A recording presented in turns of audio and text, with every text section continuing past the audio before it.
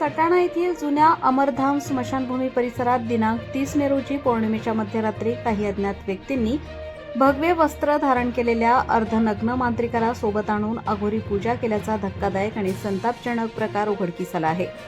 पुरोगामी महाराष्ट्राला काळीमा फासणाऱ्या या अंधश्रद्धेच्या प्रकारामुळे सटाणा शहरासह संपूर्ण परिसरात तीव्र संताप व्यक्त होत असून या प्रकरणाचा निषेध केला जात आहे.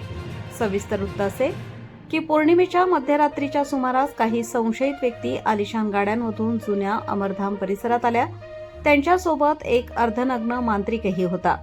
या टोळीने स्मशानभूमीत ज्या ठिकाणी प्रेत जाळले जाते त्या चितेच्या जागेवर जाऊन अघोरी पूजेला सुरुवात केली.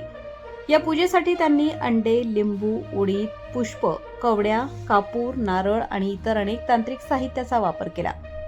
मध्यरात्रीच्या सुमारास ही पूजा अर्चा आटोपल्यानंतर हे सर्व साहित्य त्यांनी त्याच ठिकाणी सोडून दिले. धक्कादायक बाब म्हणजे पूजेच्या ठिकाणाहून त्यांनी काहीतरी संशयास्पद वस्तू किंवा घटक उचलून आपल्यासोबत नेल्याचे प्रत्यक्षदर्शी आणि मिळालेल्या पुराव्यांवरून समोर आले आहे. या गाड्या तेथून संशयास्पद निघून जात असताना परिसरातील रहिवासी, रिपब्लिकन सेनेचे प्रवक्ता प्राध्यापक अमोल बच्छाव यांनी व त्यांच्या मित्रांनी पाहिल्या. काहीतरी वेगळा संशय आल्यामुळे त्यांनी प्रत्यक्ष जागेची पाहणी केली असता हा प्रकार त्यांनी उघडकीस आणला.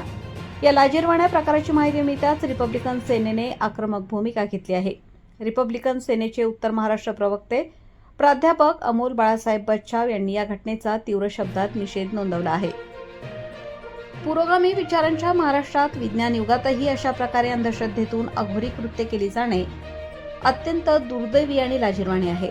सटाण्यासारख्या सुजाण शहरात असे प्रकार घडणे सहन केले जाणार नाही, अशी संतप्त प्रतिक्रिया प्राध्यापक बच्छाव यांनी दिली. या प्रकरणाचा पोलिसांनी सखोल आणि योग्य तपास करावा, तसेच अमरधाम मधील सीसीटीव्ही फुटेज व इतर तांत्रिक बाबी तपासून संशयितांचा शोध घ्यावा, अशी मागणी त्यांनी केली आहे.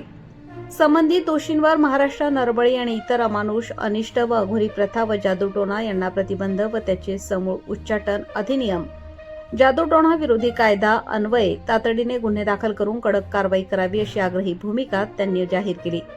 यावेळी प्राध्यापक अमोल बच्छाव यांच्यासोबत दत्ता पवार, आबा पाकळे, खुशाल भोसले, प्रथमेश पाटोळे, अजय बच्छाव आदी कार्यकर्ते उपस्थित होते.